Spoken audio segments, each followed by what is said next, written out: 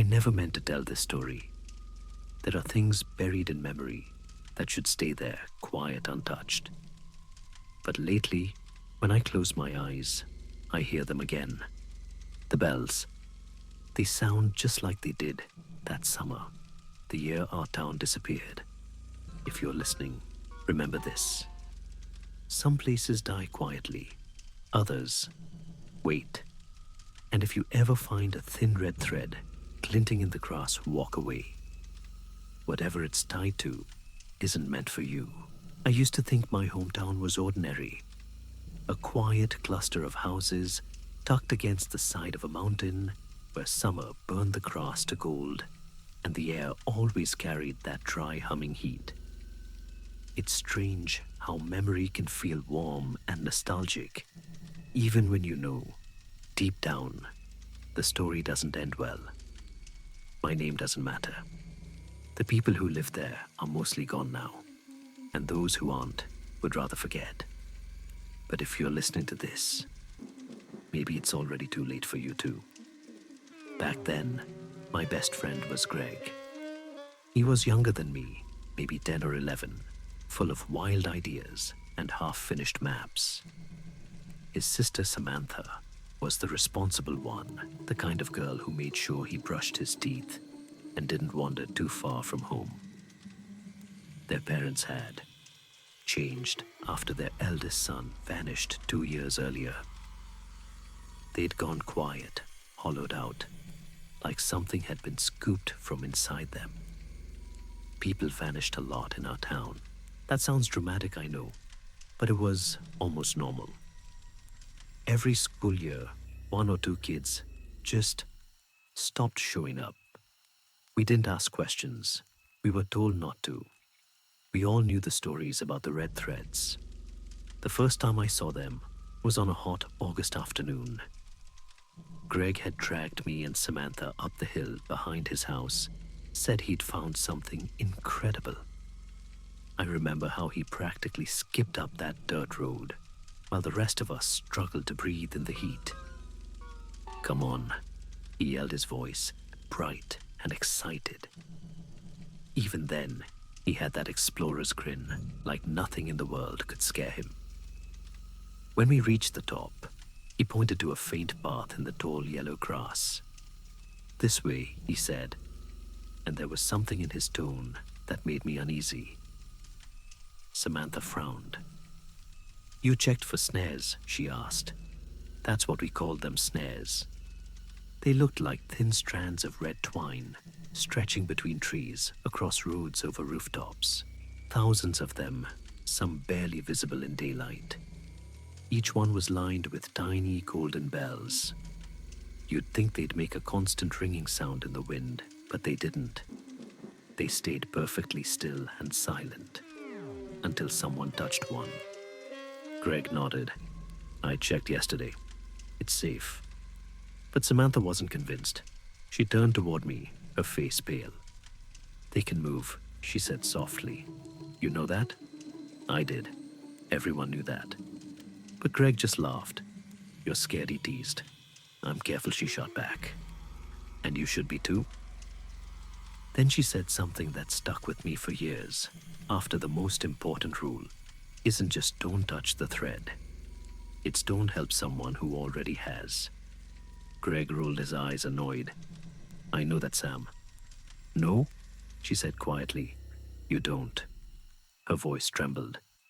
"It means if I touch one, if it gets me, you run. You don't look back. You don't try to pull me free. You leave me to die. Because if you touch it too, it'll take you as well." For a moment, no one said anything. The sun beat down. The grass hissed in the wind. Then Greg looked away. "That's a stupid rule," he muttered. He turned and stormed off into the grass. Samantha barely had time to shout his name before we heard it, a single chime, soft, fragile. Then another, and another. Within seconds, the entire hillside came alive with sound.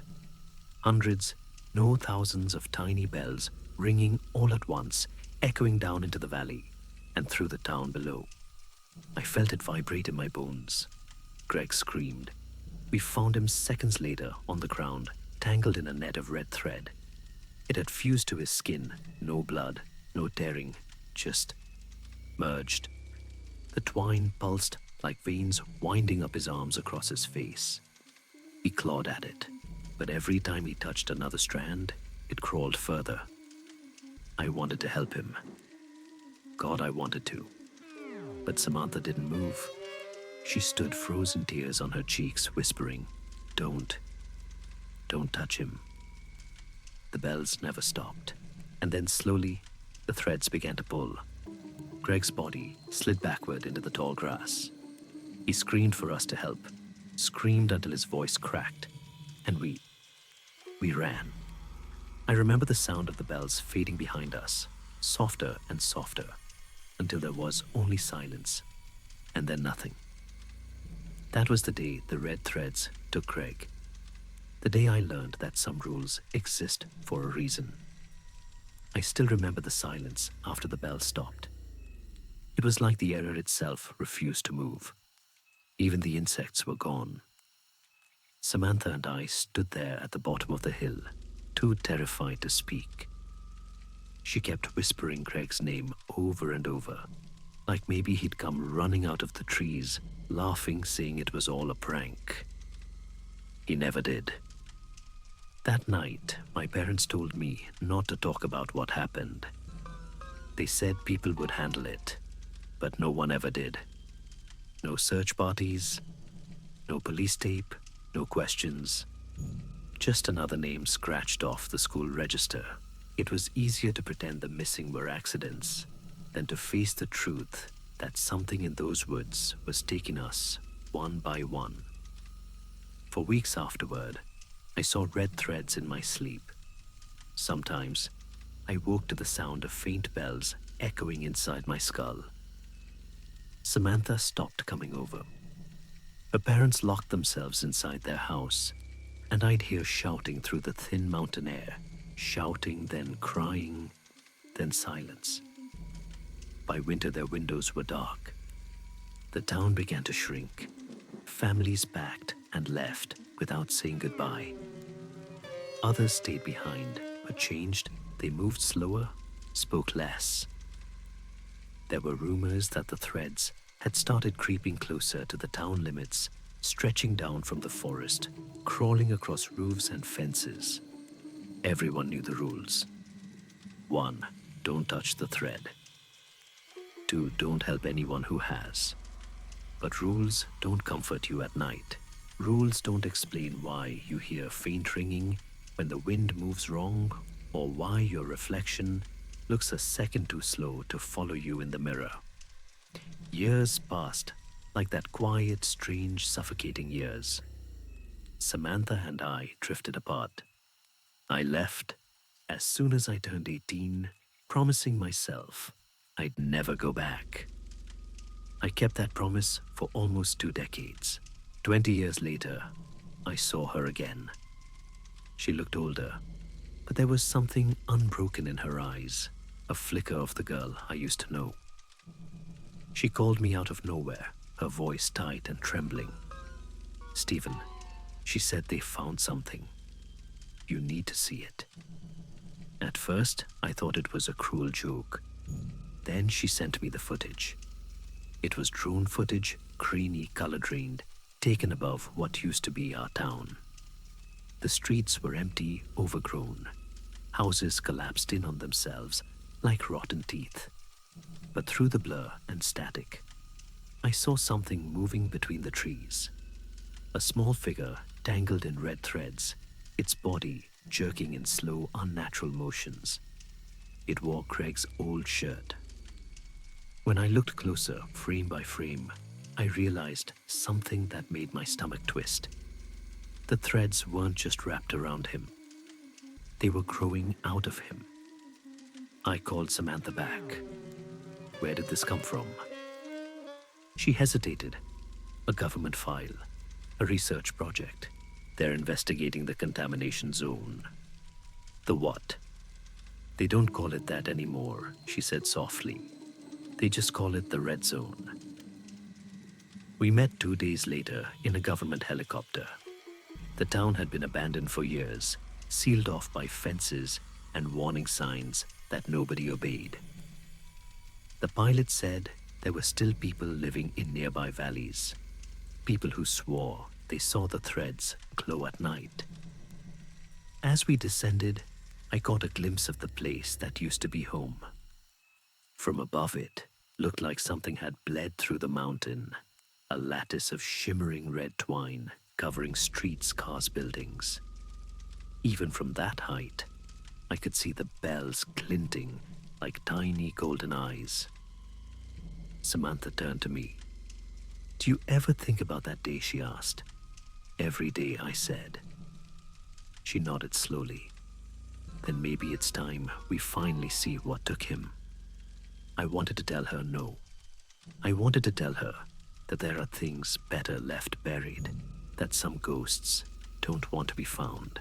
But instead, I looked out at the red shining in the sun, spreading like veins across the earth, and said the words that have haunted me ever since. "Let's go home." When the helicopter touched down, the rotors kicked up a storm of dust and broken grass.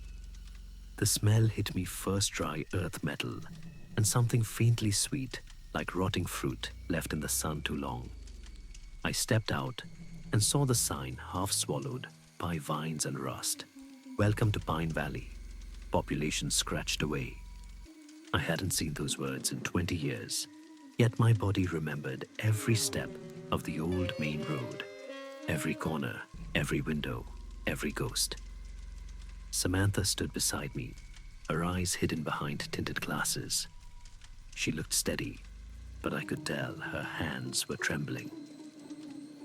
We were joined by 3 others, 2 soldiers carrying heavy rifles, and a scientist named Dr. Wagner, who seemed far too calm for the place we were standing in.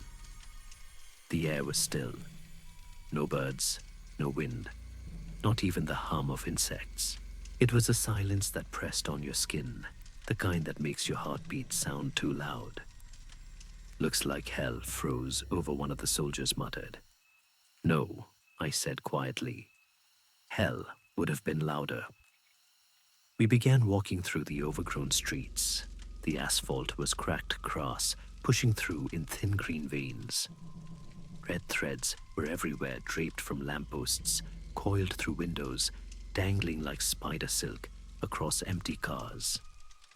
Each thread had its tiny golden bells, still and silent, yet they shimmered faintly as if alive beneath the surface. Wagner crouched near one, studying it through a magnifying lens. "It's organic," she murmured. "Fibrous tissue, not synthetic. Almost like muscle fiber." Samantha turned away. "Don't touch it," she warned. Wagner smiled faintly. "Relax, I'm not suicidal." But I could tell she didn't believe the stories, not really. Not the way we did. As we moved deeper into town, I felt something strange, a pulse beneath my feet, like the ground itself was breathing. I didn't say anything. Maybe it was my imagination. Maybe it was guilt beating through the earth like a buried heart. We passed the diner where I'd eaten breakfast every Saturday as a kid. The windows were intact, but the inside was wrong. The booths were still there, the napkin holders, even the coffee cups. But everything was coated in a thin red webbing that shimmered when the light touched it. It looked soft, almost alive. "Jesus," one soldier whispered. "It's everywhere." Wagner was fascinated. If this really is biological, it's replicating on an impossible scale. We could be looking at a new form of life. "It's not life," Samantha said coldly. "It's something pretending to be." Her voice sent a chill through me. By midday, the sun burned directly above us, but the air stayed cold, unnaturally so. The silence had weight. Every step sounded wrong, like the world was holding its breath. I saw something then in the window of a small shop. At first, I thought it was a person standing still inside. Then I realized it was a mannequin. A woman's mannequin, dressed in a faded blue dress, its plastic limbs punctured in a dozen places by red threads. Its head was tilted just slightly towards the glass, as if watching us pass. "Keep moving," I said quickly, but my voice cracked. When I looked back, I swear its head had turned further toward me. By the time we reached Main Street, the others were quiet. Every building leaned, every shadow felt deliberate. The air smelled faintly of rust and old rain. "Let's take a break," Wagner said, setting down her pack. She took out her notebook, sketching the layout of the threads. The soldiers stayed alert, scanning every angle. Samantha stood at the crossroads, staring up at the hill where Greg had vanished all those years ago.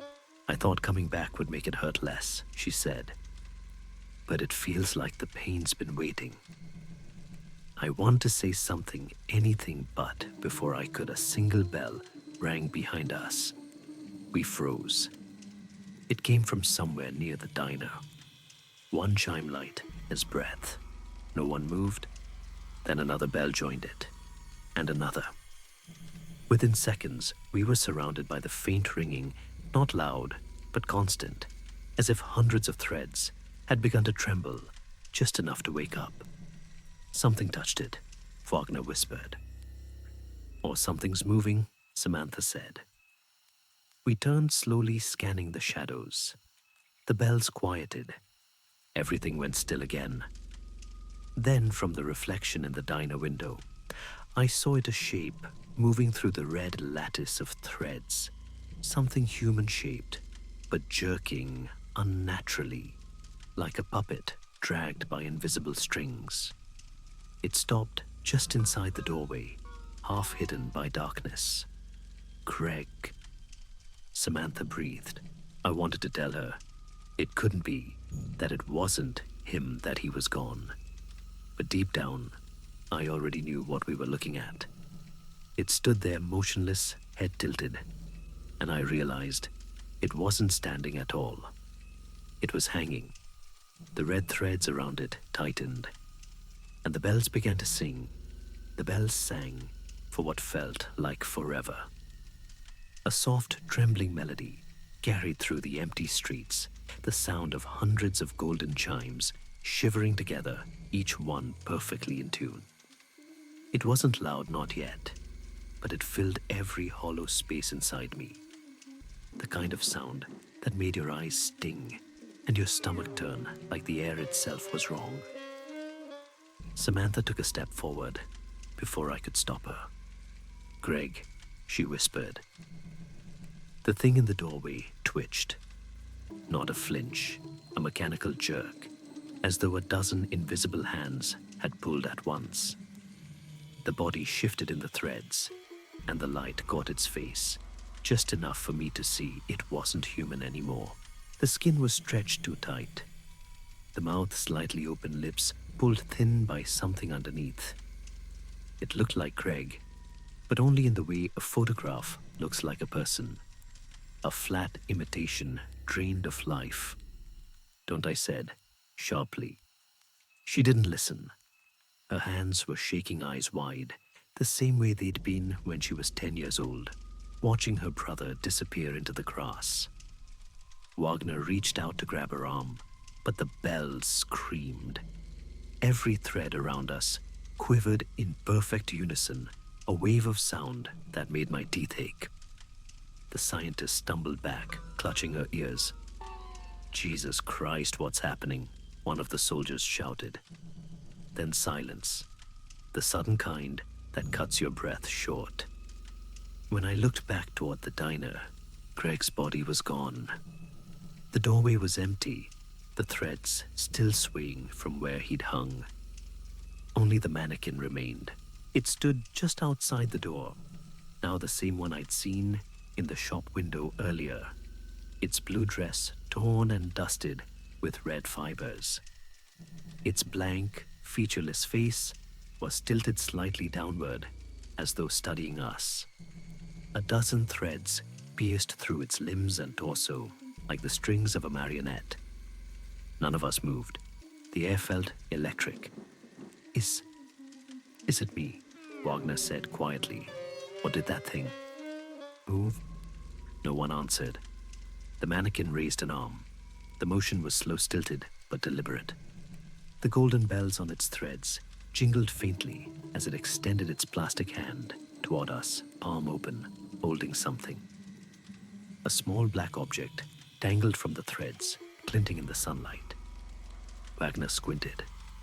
That's my pack, her backpack. The one she'd dropped near the square hours ago. The mannequin's head jerked again, and its arm trembled violently before locking into place, still offering the pack. Should I? She began. No, I said instantly. But she didn't hear me, or maybe she didn't want to. She took one cautious step forward, then another. Each time her boot touched the ground, the bells whispered around us. The red threads hanging from the buildings began to shiver, reacting to her movement like a living organism sensing prey. Wagner, stop, I hissed. Her hand hovered inches from the mannequin's palm. The bells went silent. The air was so still, I could hear my own pulse. Then the mannequin blinked. It was small, subtle, a barely perceptible shudder of the head, but I swear I saw it. The sockets twitched like something behind the plastic was trying to look out. Wagner screamed. She stumbled backward and fell, knocking into one of the soldiers. The mannequin didn't move again, but I saw a red line running from its arm to her wrist, a single taut strand now fused to her skin. The soldier ripped out his knife, trying to cut it, but the blade stopped short, like it hit steel. Cut it off. Wagner shrieked. The thread pulsed once. Then it vanished, sank into her flesh, as though her body had swallowed it whole. She froze. Her breathing slowed. Wagner, I said. Her eyes rolled white, her head snapping back as she convulsed. The bells exploded around us, shrieking so violently that I dropped to my knees, covering my ears. When I looked again, she was standing, but wrong. Her posture was too rigid, her limbs trembling, as though she were holding herself up by strings. Get back, the soldier yelled, raising his weapon, but Wagner didn't respond. She turned her head slowly toward us, mouth twitching into something that was almost a smile, and from behind her, I saw it. The mannequin. It was gone. Steve and Samantha whispered, "We have to leave. Now." We ran. The soldiers covered our retreat, one shouting into the radio for the pilot, but all we heard was static. The air grew colder with every step. The red threads overhead thickened, crisscrossing the street, until the sky itself disappeared behind them. When we finally stopped to catch our breath, we were at the edge of town again, near the old trail that led into the woods. Samantha bent over, gasping, her voice trembling. It's getting worse. The threads, they're spreading. I looked back. In the distance through the maze of red, I could still see Wagner standing exactly where we'd left, her motionless facing the street. And from somewhere in that empty town, I swear I heard bells again. Only this time, the rhythm was slower, measured, like something breathing. We didn't speak for a long time. The forest loomed ahead, dark, dense, and impossibly quiet. Behind us, the town stood still like a corpse pretending to sleep.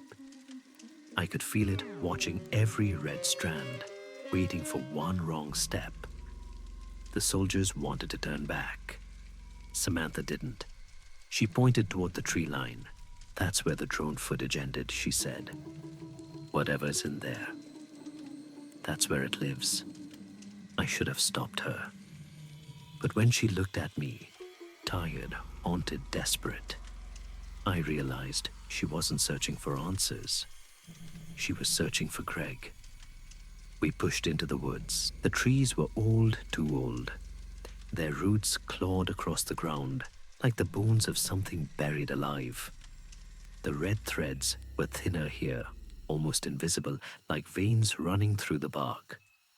The deeper we went, the colder it got. My breath turned to mist. Every sound, the crunch of leaves, the creak of branches, felt too loud. After an hour of climbing through the twisted maze of roots, one of the soldiers called out, "There's something here." He was crouched beside a tree pointing. At first, I thought it was a root tangled with something brown, but then I saw the shape. A deer long dead, its skin hard and leathery, woven through with red threads. The eyes were gone, the mouth open in a silent scream. The roots had grown through it, pulling it into the ground. Wagner would have loved it, I thought, before remembering she was gone. One of the soldiers whispered, "It doesn't just take people." Samantha covered her mouth, eyes glistening. "No animals ever came back either," she said. "They just disappeared."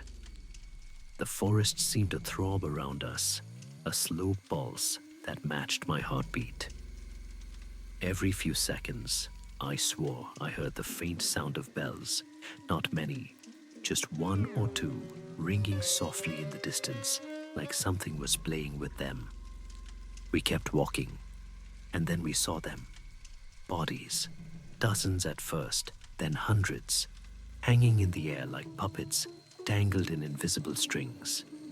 Some were fresh, some nothing but husks. Their limbs dangled loosely, their heads, tilted mouths, slack. Every one of them was bound in red thread, some so tightly that their skin had fused with it. Samantha clutched my arm. Oh God. The soldiers raised their rifles, scanning the shadows. "Are they alive?" one asked. "No," I said. "They're waiting." We tried to move past them carefully, but every time we brushed against the threads, the bells answered softly at first, then louder. The forest began to hum, and then we found the clearing. It was enormous, wide enough to fit a stadium. At its center stood something that made my heart stop. A woman, or what had once been one. She floated several feet above the ground, cocooned in red thread that spiraled outward in every direction, connecting her to the trees, the sky, the very ground beneath our feet. Thousands of strands stretched from her body like the spokes of a wheel pulsing faintly alive. Her skin was pale and cracked, her eyes hollow sockets that glowed faintly from within. Her hair long chestnut brown, hung in waves that turned to threads halfway down, merging into the web itself. Beneath her lay hundreds of bodies, kneeling their heads, bowed in perfect worship. Their clothes were rotted, their skin pale, but their posture was obedient. A congregation of the dead. Samantha stepped forward, whispering, "Who is she?" I didn't know, but I felt it. A pressure behind my eyes, like a voice speaking without words. "You remember me?" The words weren't sound. They were inside. 1,000 whispers in my skull, all speaking at once. Samantha fell to her knees, clutching her head. One of the soldiers fired his rifle into the air, a useless reaction, a human instinct, and the moment he did, every bell in the forest screamed. The sound tore through me, through everything. The threads began to move, tightening, pulling, breathing. The soldier who fired stumbled backward, his foot catching on a strand that hadn't been there before. He tried to shake it off, but it latched to his boot, then his leg, then his chest. The bells around him wailed as the threads began to dig into his skin. He screamed, tearing at them, and the others moved in to help. But I grabbed Samantha and pulled her away. "You can't help him," I shouted. "You know the rule." She sobbed, shaking her head. but she didn't fight me. The soldier's screams cut off suddenly. When I turned, he was gone, lifted into the air, vanishing into the red canopy above. The remaining soldier dropped his weapon. "We have to leave," he whispered. "We have to." Then he froze. Something stood behind him. The same woman, the one in red. But she was closer now, much closer, and her eyes were open. They weren't human eyes. They were hollow, dark, endless. When she looked at me, I felt every muscle in my body seize. The threads around her pulsed in time with her breath, and the forest exhaled with her. "You left him." The voice filled me. I saw Greg again, 10 years old, crying, screaming for help as the threads pulled him away. His face melted into hers, his eyes wide and accusing. I tried to say, but the words caught in my throat. Samantha clutched my arm. "It's not real," she whispered. "Don't listen.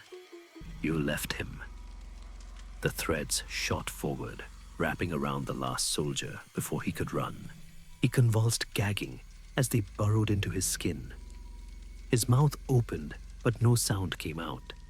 When they pulled him back, his face was gone, replaced by something smooth, blank plastic. He joined the others, the hanging congregation, his body swaying gently in the breeze. I wanted to run. I wanted to scream, but I couldn't move. The woman's gaze held me in place, a puppet on invisible strings. Then she spoke again, a voice like wind through broken glass. "You made me." For a moment, I saw the truth behind her shape. Not a ghost, not a demon, something born from the land itself, from the fear and grief of the town.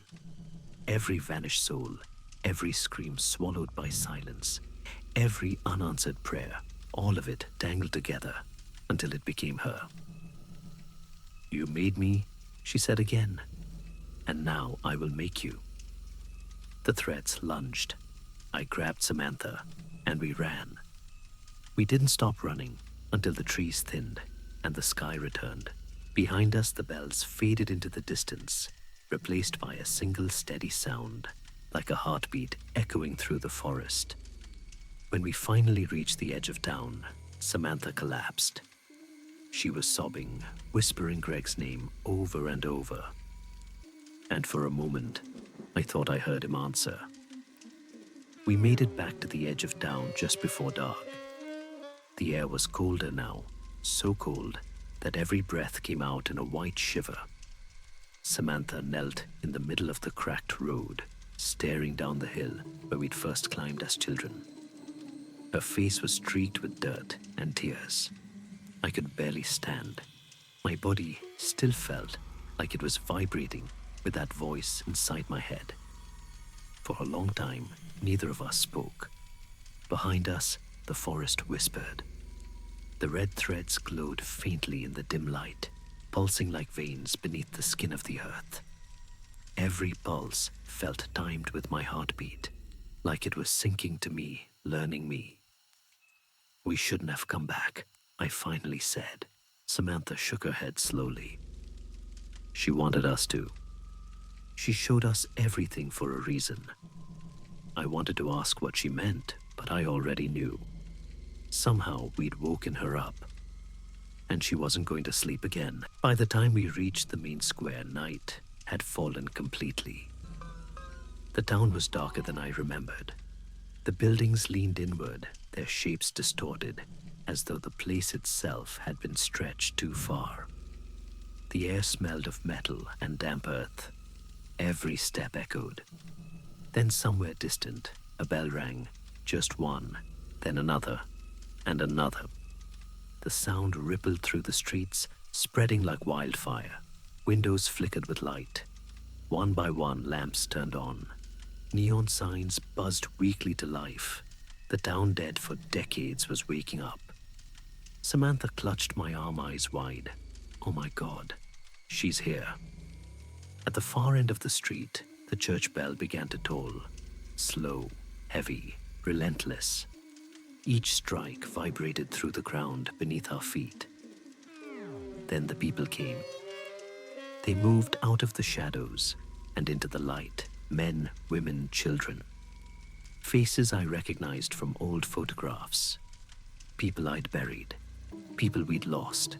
They floated just a few inches above the ground, their bodies stiff, their eyes clouded white like marble. Red threads snaked from their limbs, disappearing into the walls, the lampposts, the wires overhead. And they were moving with purpose. A woman in a red dress drifted among them, her hair trailing behind like smoke. The woman in red. She didn't walk, she glided. Her head tilted slightly, and the massive bodies turned with her, their movements jerky but synchronized. She was leading them down the street, toward the church, toward us. Samantha backed away. "She's making them rebuild it," she said. "She's rebuilding everything." And it was true. The people, if you could still call them, that were moving like workers guided by unseen commands. They picked up debris, swept the streets, lifted broken signs, and placed them carefully back where they belonged. As they worked, the town began to hum, a low droning vibration like electricity. I realized then the red threads weren't just attached to the town, they were the town. Every line of wire, every fence post, every structure, connected, fused, a single organism wearing the shape of civilization. The woman in red turned her gaze to me. Even from across the square, I felt her see me. The pressure behind my eyes returned stronger this time, like something trying to force its way inside. "You left him." Her voice, the same as before. But now it wasn't angry.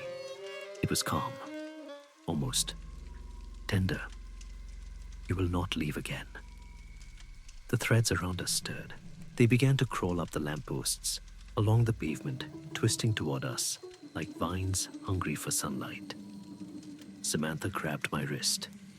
"Run," she whispered. But I couldn't move. Because from behind the woman in red, through the crowd of puppets, I saw him. Greg.